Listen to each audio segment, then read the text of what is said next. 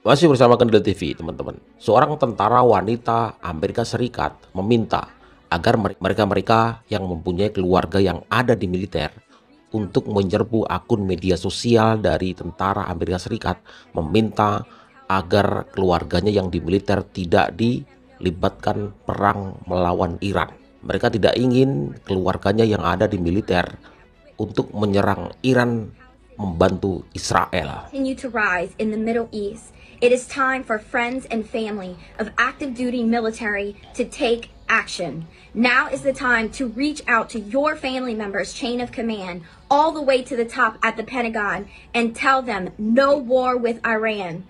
Let them know you do not want your family member being sent to die for Israel. For 20 months, we have witnessed the genocide of the Palestinian people by the Israeli occupation. American troops, American people do not want to go to war with Iran. This is your way to ensure the safety of your family member or your friend that is active duty military to ensure they do not get deployed on behalf of Israel. Units across America have Facebook, X, and Instagram social media accounts. It is our duty as American citizens to flood the comment section and ensure that they understand, that the leadership understands that we do not want American troops to be deployed to die on behalf of Israel. This is the moment where our country must unite to protect its citizens from being dragged into a war on behalf of a genocidal country.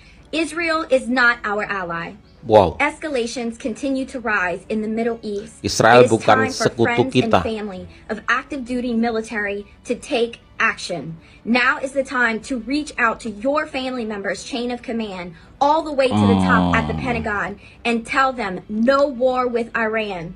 Let them know you do not want your family member being sent to die for Israel. For 20 months, we have witnessed the genocide of the Palestinian people by the Israeli occupation. American troops, American people do not want to go to war with Iran. This is your way to ensure the safety of your family member or your friend that is active duty military to ensure they do not get deployed on behalf of Israel. Units across America have Facebook, X, and Instagram social media accounts. Wow. It is our duty as American citizens to flood the comment section and ensure that they understand, that the leadership understands that we do not want American troops to be deployed Wow. to die on behalf of Israel. This is the moment where our country must unite to protect its citizens from being dragged into a war on behalf of a genocidal country. Israel is not our ally. Dia mengatakan bahwa mereka yang mempunyai keluarga di militer untuk membanjiri unit-unit akun media sosial dari tentara Amerika agar meminta anggota keluarganya jangan diikutkan perang atas nama Israel untuk melawan Iran, teman-teman. Udah saatnya mereka mengambil sikap, ya, tidak ingin menumpahkan darah, ya, rakyat Palestina maupun Iran untuk kepentingan Israel. Begitu kata militer wanita ini, teman-teman, ya. Sementara itu pihak Iran membalas, ya, bahkan parlemen Iran memutuskan untuk menutup Selat Hormuz. Ini membuat Amerika kelabakan, kemudian mengemis Cina agar membujuk Iran untuk tidak menutup Selat Hormuz.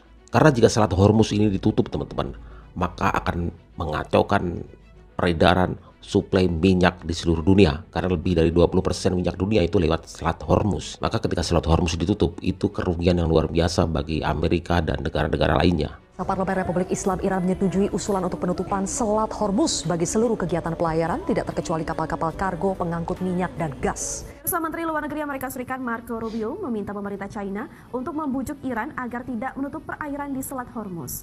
Permintaan ini disampaikan setelah 3 fasilitas nuklir Iran dibombardir oleh pesawat pengebom Amerika Serikat. I encourage the Chinese government in Beijing to call them about that because they heavily depend on the Straits of Hormuz for their oil. If they do that, it'll be another terrible mistake. It's economic suicide for them. Breaking fucking news. Donald J. Trump right now asking China for help to talk to Iran. And Donald Trump be like, oh, I attacked you, and could you please don't close the Strait of Hormuz?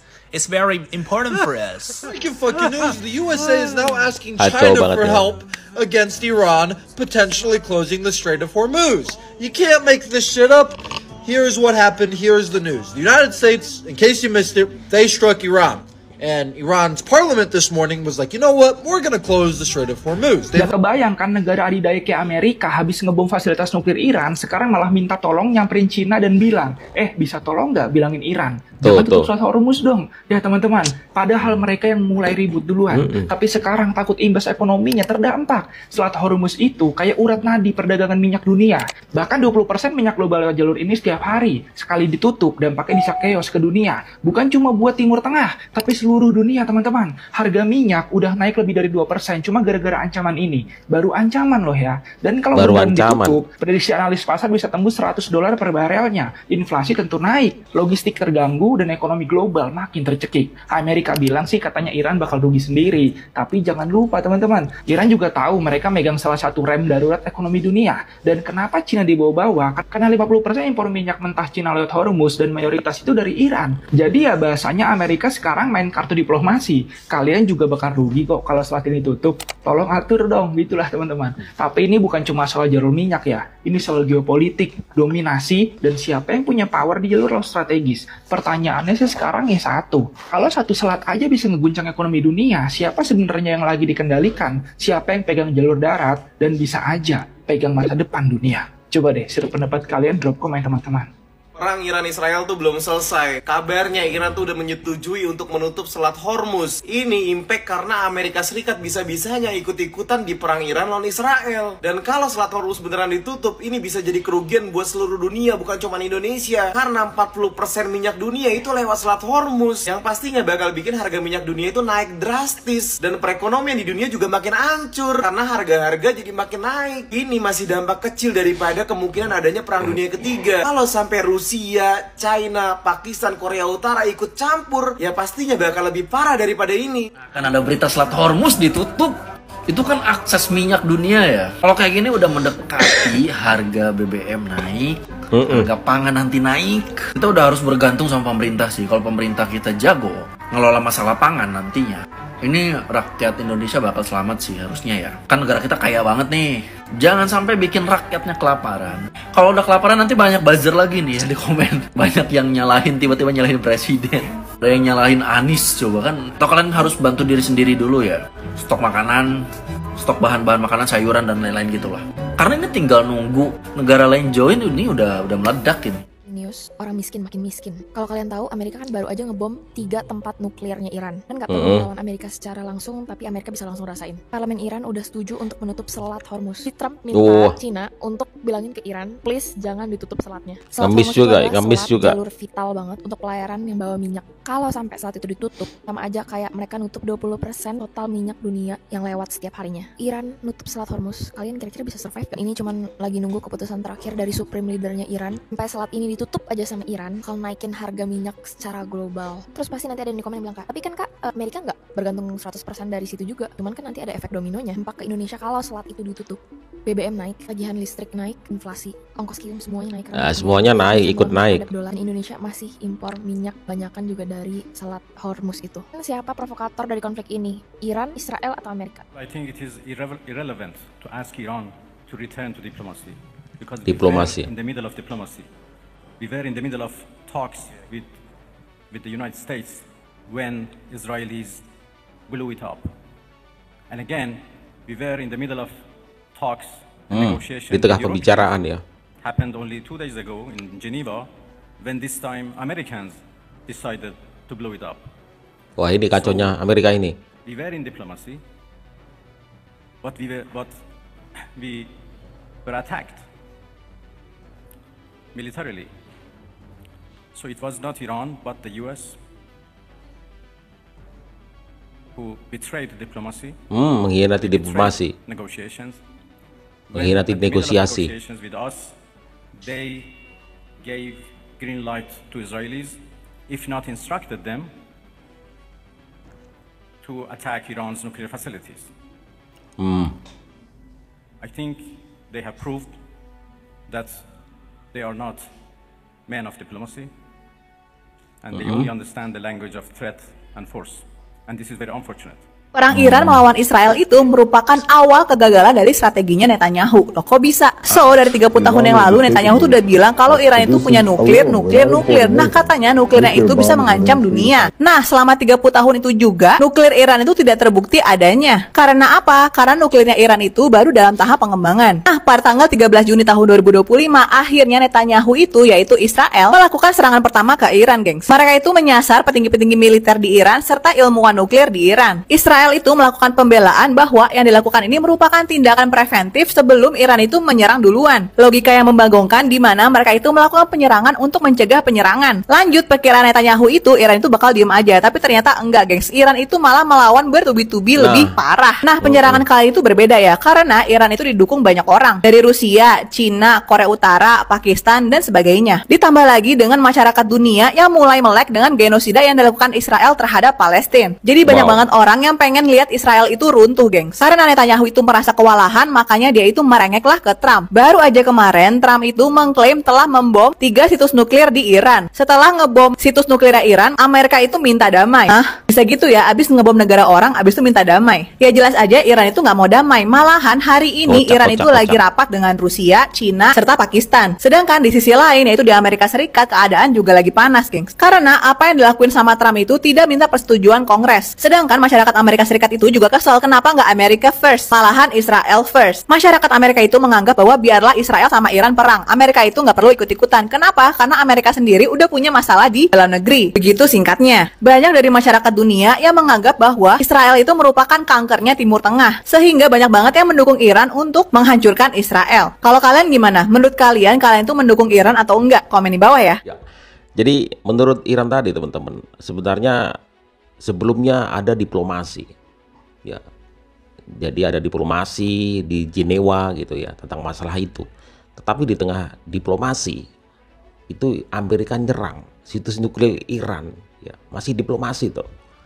Berarti kan menyurut api. Tentu saja ketika diserang sebuah negara harus melakukan pembelaan kan, membela diri. Makalah terjadi eskalasi serangan-serangan ke Israel gitu ya. Karena ketika Amerika menyerang situs nuklir dari Iran, itu Israel itu tepuk tangan, senang banget dia, senang banget. Bahkan mengucapkan terima kasih pada Amerika Serikat sebagai seorang patriot katanya. Dan bodohnya dari sejak dulu Israel itu mengatakan bahwa di Iran itu ada nuklir tuh, ada nuklir yang belum terbukti. Ya makanya dia sebelum terjadi diserang oleh Iran katanya, dia nyerang duluan. Itu namanya bodoh, itu namanya otak udang, itu namanya. Belum ada buktinya udah nyerang duluan, ya takut diserang nantinya, kan lucu. Pada akhirnya karena serangan Amerika maka Iran ini punya kunci ya untuk melakukan serangan balasan, maka mengajukan ke parlemen lah untuk menutup Selat Hormuz. Apa jadinya jika Selat Hormuz ditutup teman-teman? Maka itu akan mengacaukan suplai minyak dunia termasuk Amerika. Makanya dia ngemis ke Cina agar membujuk Iran untuk tidak menutup Selat Hormuz, meminta semuanya akan dilakukan secara damai. Kocak banget ya, setelah nyerang tuh ngebom ada korban, dia minta damai karena takut ekonominya memburuk karena Selat Hormuz ditutup. Kacau nggak ini? Presiden kacau nggak? Negara kacau nggak ini? Ya, jadi teman-teman kita harus mengetahui ini alurnya seperti apa, alur perkembangannya seperti apa, ya kemudian endingnya seperti apa, yang diinginkan seperti apa. Kenapa bisa terjadi seperti ini? Kita semua harus tahu agar kita punya arah untuk dukungan kepada siapa negara yang harus kita dukung. Bukan kita literal enggak, kita tahu tuh arahnya kemana, kita tahu. Di Amerika juga terjadi kan demo besar-besaran yang sangat luar biasa. Trump di demo karena kenapa? Itu tidak sesuai dengan kebijakan yang ada, tidak melakukan persetujuan dengan Kongres, Senat. Dia melakukan illegal militer ilegal untuk menyerang Iran. Dan kalian tahu itu inkonstitusional kata mereka. Jadi Trump harus dimakzulkan. Ada demo jutaan orang besar-besaran di Amerika hari ini dan kemarin teman-teman. Ya bagaimana kelanjutannya kita akan pantau terus teman-teman. Karena ini menyangkut ekonomi sebuah negara. Kalau perang itu terjadi itu berimbas kepada kita teman-teman. Berimbas kepada kita. Ekonomi naik, semuanya naik, BBM naik, harga kebutuhan pokok naik. Maka akan mencekik rakyat kecil seperti kita semua. Jadi kita berharap perang tersebut berhenti dan tidak berkelanjutan. doa kalian semua dan dukungan kalian semua. Silahkan tulis di kolom komentar.